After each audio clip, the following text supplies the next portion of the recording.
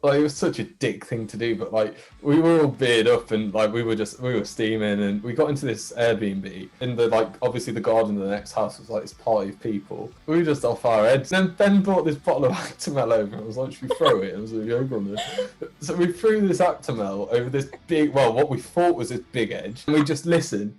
And we had the first one drop, it didn't do anything. So we threw another one, and then it hit someone, and then it went, Tim Ben like legged it through this door. This is Bronnie, every Wednesday from 6 p.m. The Bronnie Show on KCC Live. Guys, I am joined with Phil and Dan from The Uma. How's it going, my dudes? Yo. We're good, man. How are you? Dude, I just realised it's like Dan and Phil, YouTubers. Is that like those YouTubers? I like never even clocked on before. So dudes, congrats on the new single, Bring Me Down. It's sick. So tell the listeners more about yourself. You know, what's your vibe? Is there any cool milestones you guys have hit since starting the band? I think it's probably just COVID, isn't it? I know, like, we just launched at the worst possible time, really. We kind of like planning it since we first met you, to be honest. When was that? That was like, I don't know, 6 years ago, maybe? Yeah, 2015. Yeah, that was mad, time, yeah. like, I know, so like we've been literally working on stuff since then, and then we planned the release and everything, didn't we? And we weren't even planning to launch until after that. Like the only reason that we decided to launch was because Alex Tobbs gave us a kick up the arse and was like, "Do you want to do this tour?" And we were like, Yeah, that was the Wasted tour. Yeah. That was a terrifying night because he was round at my house and we went out for it. It was when it was nice and hot and sunny. We went out for like with a fire on outside, and he just went, "Hey lad, put on the Uma." And I was like, "All right." So put on some, and he was like, "Mate, you're coming on tour with us." And I was like, "What?" He was like, "You're coming on tour, but it's happening." And I was like, "Mate, I don't think we're ready, and I don't think Dan's gonna go for it." He was like, "You leave Dan to me. You ring him tomorrow morning. You're coming on tour with us." I was like, "Amazing." And then I rang you, didn't I? And you was like, "What?" I know, man. Like then we had to like just condense about 6 months of work, didn't we, into like 2. But we blagged it and like we just winged it. We weren't ready by any stretch of the imagination, but like we had that, and then we did a few other things because it was in November, like because you even fell ill, didn't you? Like everyone on that tour was ill, and then so ill. We finished it, and we just like joined our management at that time as well, and then we had like a load of plans for this year. For last year, and then had plans for this year as well. It's all just gone to shit. It's just like not really much we can do. Everything we had planned was cancelled. I mean, we did a few shows, didn't we? We did Counter Fate, didn't we? That was good. And that the Brock one, but that was like the most counterintuitive gig ever because like we got paid like nothing for it. It was good, but like we got two fines.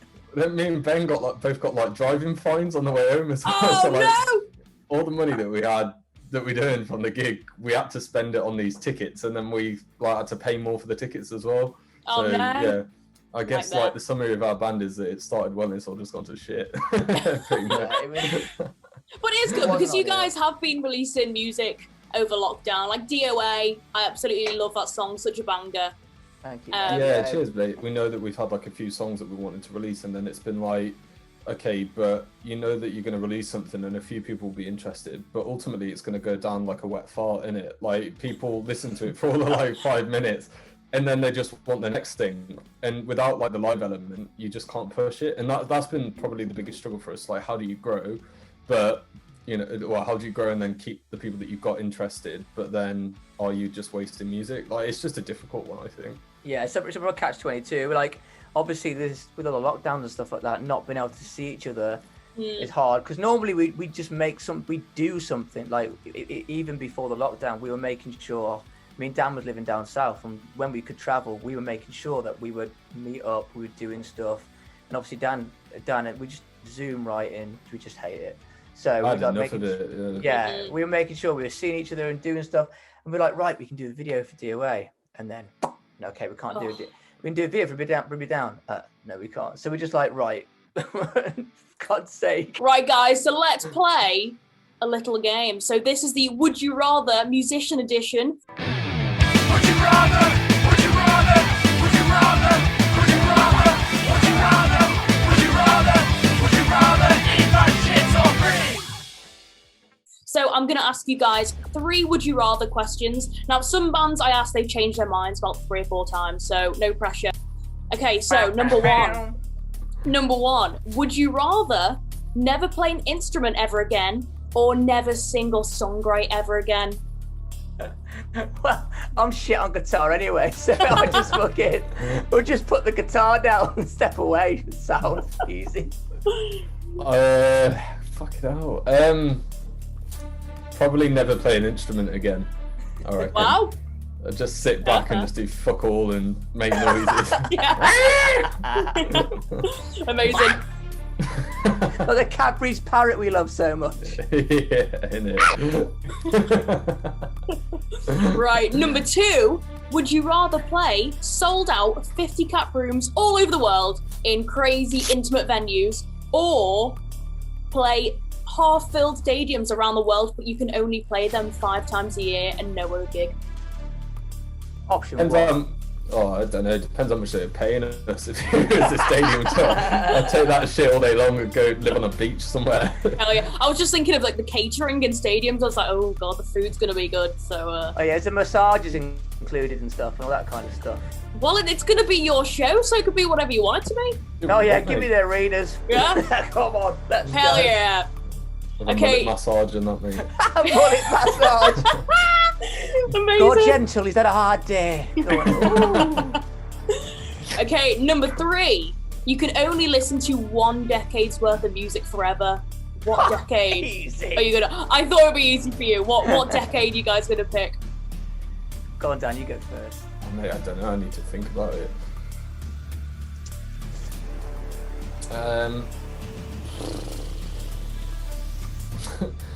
I'd probably go 90s. Oh. Thing. 80s for me, obviously. Yeah. 80s, yeah. Obviously. That's yeah, it's the best stuff, man. It's the best. Oh, hell yeah. Right, now let's flash forward. You guys are 80. You're looking back at your life. Now, Next what would year, you then. say? Now, what would you say are some of the craziest tour stories that people may not know? I mean, I know there's been crazy nights out with Steel Panther and stuff. Phil was telling me years ago. So spill the beans. What are some pivotal, crazy moments you guys have experienced? In our short time of since 2019. Oh no, for like since years. I was gonna say You've actimel. been in the music. What? That was so funny that night. You're gonna have to tell me now. What? Yeah, that can come out now. That's fine. We were like, we were at the studio in Brighton, and we put like an Airbnb, and Phil had like this family pack of Actimel to like control his colitis, and like it was such a dick thing to do, but like we were all beard up and like we were steaming, and we got into this Airbnb, and there was like a party, like there was like this big hedge, and in the like obviously the garden of the next house was like this party of people. So loud though, weren't they? we were just off our heads, and we were like looking through the bush trying to like understand what was going on. And then Ben brought this bottle of Actimel over and was like, should we throw it? And I was like, yoga on there. So we threw this Actimel over this big, well, what we thought was this big edge. So like throwing this Actimel like really far in the sky. And then we just listened. And we had the first one drop and didn't do anything. So we threw another one, and then it hit someone, and then it went, so like me and Ben like legged it through this door, like the glass table. Like ran straight into the glass table, like fucking flew over this table. You didn't smash it or anything. That smashed my good knee, God. like just literally caved my knee, like fell over this table, and then we had to like quickly turn all the lights off and that, and we were just under the table. And then I packed my bag, like, I'll go outside. he legged it, and he took the remaining pack of Actimel with him. So there's no Still evidence. got to keep the Actimel. It's amazing. I was like, evidence. And it was like just like these torches like shining through this big edge, and then so like anyway we let it settle for a bit, calm down, so we did it again, and then like all happened again, and then we woke up the next morning and this hedge was about that big. It wasn't even big, like Yeeting all the Actimel. like, yeah, literally like launching this Actimel. Yeah, that was a funny one. What was it, that one in Edinburgh with throwing the lemon at the doorman? What is it with you guys throwing shit at people? Like, is that your trademark? Like, hey, with Throw you, it, then we're gonna run. Yeah, that was funny. Like, I think we played like the Edinburgh gig, and then we were like, I think we went back to like we were staying in a hostel at the time. It was minging, like it was absolutely. It was named after horrible. insects. Yeah, it's fucking Incest. gross. Insects. It was called Daddy Daycare. It was horrible. we went back. I think after we played, didn't we? Oh no, we didn't. We got ready, played the gig, had a Went few for drinks. whiskey. Yeah. Yeah, went for like a couple of whiskeys and stuff, and then we were like, oh, let's go out. Like, let's just have a night out. And then like we went to get into this place, and the doorman looked at our IDs, and like I think he saw that we were British and that, because I don't think he liked the look of us, and he wouldn't let us in. So like, all right, and fuck you. Went to the next place. And then we got absolutely hammered, didn't we? And we just like carried this, like somehow got like a full fucking cocktail mixing set. I must have just like pinched it from the bar or something. And then like running off with this cocktail mixing thing. And then there was this lemon that I've got as well. And we threw the fucking lemon at the doorman in Edinburgh and just legged it. That was the same night. That was the same night. Those girls and those guys were like, there's a group of friends like, what band you in? And we were like, Led Zeppelin. Amazing. They were like stood on their phone, like going onto Led Zeppelin's Instagram page. Oh my god, you're famous! Like, yeah. Want a picture? Oh, it's amazing. Oh, idiots, man. Yeah, We are idiotic. Is there another one? I don't know. I can't. There's so many, man. Like, mate, over the years, man, yeah, dude.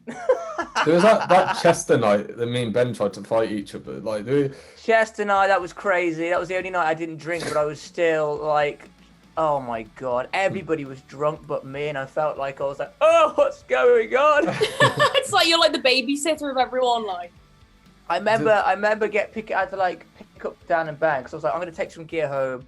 You guys have a drink. I'll come back and pick you up. And I went back, and I remember taking back to ours. I lost Dan for ages, and he was in my bed.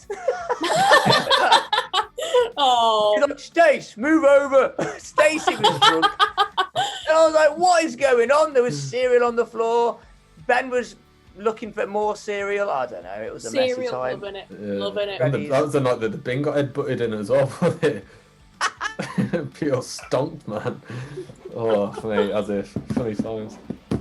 Amazing. Well behaved, really. We are a well behaved professional bunch. Very professional, obviously. Always professional. Always, always. Your name. So the Uma has a nice little ring to it. So how did you guys come up with the band name? Sounds good, doesn't it? Sexy that. Yeah, pretty much. Like, I can't like we were like playing on names for ages. So long, man. I remember like there was one that like we talked on. We were like, yeah, that's the one. And like looking back at it, it's so shit. Like I think it was like What was like, it? I don't know. Like it was like something ridiculous, like the Neon Underground Club or some shit. Like it was like the worst B-Tech name ever. But then it's so bad. Now there's a band called the Neon Underground going, right. I know, I don't know. Like we were just playing around with stuff, and then I don't think I watched. Like I don't even like Kill Bill, so I didn't watch it. But I think I must have bought like a Pulp Fiction T-shirt or something, and it was like it had Uma Thurman on it. I was like, that's a cool name. So then I texted you, didn't I? And Ben as well was like, oh, what do you think of this? And then we're like, oh yeah, it's cool. Like we wanted something just short and punchy, but like we were always called just Uma. Yeah. And then I think it was like the day before or 2 days The day before. All right. Yeah, we were like meant to launch, and then like our management said to us, they were like, yeah, there's like 5,500 trademarks against Uma. You need to change your name. And I was like, Oh no! It Oh, was like, just stick the in front of it. Yeah. Like, put the- piece of piss in it, yeah. And then it was like, oh, fresh name. Like, Oh no, great. Makes no sense whatsoever, but fuck it, just go with it anyway. Translation, if you translate a post on Instagram with the Uma, it just says the one. I'm like, Ooh, oh, that it's a could little Is it? sign, it's a little sign. Liking that. Yeah, the one. It's like, oh, we are That's powerful. just like a we are the complete one.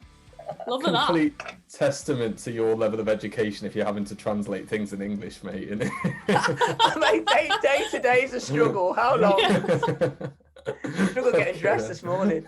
So to everyone listening, you may hear a familiar voice. That is Phil, because you featured on Run and Hide and came on stage at my Liverpool show, on the Waster show. I did indeed. What a sick time! I can't believe that's a year and a half ago. It was a lot. I think I scared a few. Some like heavily tattooed. Well, I didn't know I wasn't mulleted at the time, but Loving like it. I don't know, skinny man running in front of me. But it was You good. are I rocking enjoyed the it. mullet as well. Wow, what can I say, mate? Wow. When in Rome. Has that been the lockdown goal? Get the perfect mullet going. How long have I been saying this now, Dan? I was like, I'm getting a mullet. It's gonna happen. Oh, yeah. He just sends me like these posts all the time of like lad Bible links or something about mullets coming back as a trend or something. I don't want to know Getting about on that it, trend. Well, Miley Cyrus is rocking it, so She I texted feel me, like- she was like, I want your haircut. I was like, mate, go for it. Sound like. trademark it now. Look Okay, like a guys. young Deirdre Barlow. I look like, let me out, Ken. So you guys formed in 2019. Now, you Yeah. guys are probably like you known each other a few years and all that. Met you back in Hyde Park when I was in my old Yeah, high school well- band. Oh, We do you remember were that? weird in a park. Yeah. And we didn't just see No, this young girl yeah. in a park. It was a little music Oh. thing. Yeah, when I was back in my old band, Rev 97, cringy times. Yeah, Yeah, remember? I thought they were called Rev 96. I don't know why. No. It's 97. yeah, Rev 97. It was all the years. It was the year we were born. So we're like, let's do Revolution 97 and call ourselves Rev 97. Thinking we sound really cool. We were like, yeah, it's like 5 stars, 5 seconds of summer. Yeah, oh god, very cringy. But Were we drunk that time, Dan? Were we drunk in that park that day? Yeah, I think I mean, so. you probably were. That was the same day that we went to that house party? party. Yeah. We raced for the train. We gotta catch it. Yeah, like the last one. And we were stuck in like that deserted little village for about 2 hours trying to find it. It was like this mad rush to get to this like big great party and that, and we were just stood in a Oh, bus what was stop it like called now? Pocklington it was called, the little village. what's it? Pocklington. That sounds so cute. It was cute. There was a Dan was like, I need some cider. Let's go in this shop here. They'll sell it here. Oh no, it was vodka. That was it. Vodka. It was Oh, bottled bad vodka. days. Ooh. Bad times. Yeah, so mate. basically, Bronnie, we met you in a park while we were drunk with loads of children around. It's such Fun a bad time. story, isn't it? It's like, Now, what made you guys, the three of you, create the Uma? I think we got bored, didn't we, to be fair? Like, of just doing the We just wanted traditional, like, shit, wasn't it? Yeah, we were just writing, obviously, because me and Dan have been best mates for years, and like we always wanted to write together. Then we just writing, and we got to a situation where, we were writing, and we were just writing for fun. We weren't really thinking of it doing much. Like, should we go to London for the weekend and write? Yeah, get pissed and write some songs. Yeah, sound. And then we were doing it, and then there's just something really special about the songs because obviously me and Dan were quite influenced quite differently, but the same. So when obviously anything we were writing, we were working with our friend Alex from Elliott Minor at the time, back in the day, old school name. And he's such a talent, and we just kind of were writing stuff, and everything we would come away with, it was just sounded fantastic. It was really like, I don't know, it was like a parody, and it just felt like something we needed to get out, and we just thought we should make this a band. Yeah, And we just, definitely like- like years in the making, and it's finally come together. And It needed it to took a happen. long I think. time. Yeah. Took a We long wanted it to be time. perfect, didn't it? Really. totally, I So feel that like was a- it's so important being mates as well, because I meet some bands and it's weird because they're not really good mates. It's kind of like they act as if they're colleagues, and it's really weird to see. But when you actually Yeah. see bands backstage getting along and stuff, it's the best. It's way better, and I think the fans see it as well. Like the fans and people who listen to your music, they know if it's fake and if it's forced. I think that's true. Like, I think it's painful when people don't get on. Like, you can tell as well. Like, I've met so many bands that are just like dickheads, and like they all hate each other and stuff. And I'm just like, why are you even doing this? Like, what's the point? Like, You none wanna of you put like yourself each through other. it. You just kind of want to sit in the middle of them and just have like a little counselling session, don't you? Just like, You and you sit down now. I mean, don't get me wrong. Like I think you've got to be really tight because it gets intense. Like that 2 weeks, like the first tour that we did as this band. Like I remember because I like excuse me, I like my own time anyway. Like I'm kind of I'm sociable, but then like I just want to chill as well. And then when you've got him making duck noises like 24/7, it's like can you just shut the fuck up, man? Like, so unless like I think if I ever tell him to like fuck off or just leave me alone, like he gets it. Like, and if somebody didn't know me well enough, then you kind of take. They might take it to heart and stuff. Yeah, no, it's like just understanding each other, innit? It just makes things easier. It's like being brothers, isn't it? It's just like being brothers. Like if we piss each other off, like, oh, dude, just fuck off a bit, and then we're like, oh, so yeah, right. exactly. Yeah, best way to be. You don't need to be too polite. That's the best kind of relationship. Nah, that's the same with our music, though, isn't it? Like, if like I have an idea or something. If he thinks what I've done is shit, he'll tell me. If he comes up with something, I'm just like, that's wanky. He's like, oh, good.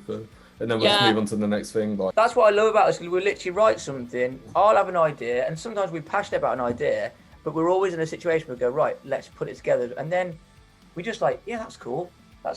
And because none of us are kind of like, I don't know, like at that point where we're just like, no, this is how it's going to go. We just work with each other and we mould what is humour. Because it wouldn't be the humour if it wasn't like us playing and moulding together. Unless it's him, like the only time I say no is when he like sends me a fucking 40-second voice note trying to get like a big 80s into a song. And I'm just like duck noises in like the background and shit. I've told you fucking 18 times I'm not listening to your fucking voice note now. Piss off and leave me alone, mate. Okay, I'll go for it instead. Right, so it is time to choose your song of the week. Song of the week. Yeah. So what would you guys say is the Uma's song of the week? It can be one of your favourite memories, being in the back of the tour van, one of your favourite songs. What's going to be the song? Oh, I think do we have to pick a separate one or like a same? One between you, yeah, just go for it. You go. I was going to say, one song I always think about is the band Camino. Mate, that was going to be mine. Is it See-Through? See-Through? No way. Mate, I'll obviously be playing that. That was going to be mine. Yeah, that's mate. Like, that's always a song, like, yeah, because we like, when that band first, well, I say when we probably got onto them, Dan got onto them before us, like, and he was like, this song, and we just played it all the time. And so it was like, good. So good. So good, man. As if you picked that. Like, it was either going to be that or Dirty Loops. Hit me. So 2020 was eventful. So what did you have any exciting gigs or tours planned around we then? had things on the cards, didn't we? And we had stuff penciled in, like we penciled to hopefully be in Los Angeles this month or next month. We're like, oh yeah, maybe February, March next year. Oh no. Just there's nothing we're on the card for shows and stuff. I mean, we've got pushed back twice. We had one tour in Europe, like a support tour, that was meant to happen May 2020, wasn't it? And then it was meant to go to May 2021, but it was in May 21, but I think that's been cancelled as well. Then we had some arena shows that were on the cards for like summer this year as well. That's all. I haven't heard anything about that anymore. And then we were supposed to be doing a few fezzies this year as well, weren't we? But that's all kind of cocked up as well. So yeah, we had a pretty good year on the cards, but unfortunately, like, it's just all gone to pot. But I think like the only benefit of that is it's probably allowed us to get our shit together a bit more. You work so hard towards something, it's like sacrifices in it as well, because like we all work full time, so it's like every time that we get, every free time that we get, we're trying to write and trying to work towards something, and then you haven't got like the final product to show people. It's just have a listen to this, man. Yeah, like, it's just not like, do you know what I mean? It is like, and I said to Dan, like, being together when we write it, that's when the magic happens. Like, you feel it in the air, kind of thing. Like, not to be cliche, but you do. Like, I had some time yesterday, and I sat down with the guitar, and I was like, right, let's get some stuff together. I can't get anything. I need the Daniel Jones. Right, so we have our last game. It is 2 truths, 1 lie.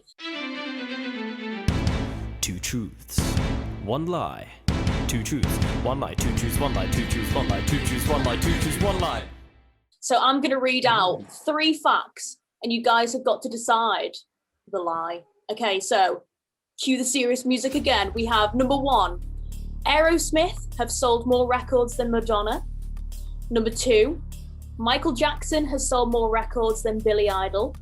Number 3, Alanis Morissette's Jagged Little Pill album has sold more albums than Bruce Springsteen's Born in the USA album. Which one is the lie? I'd go Aerosmith as the lie. But what do you think?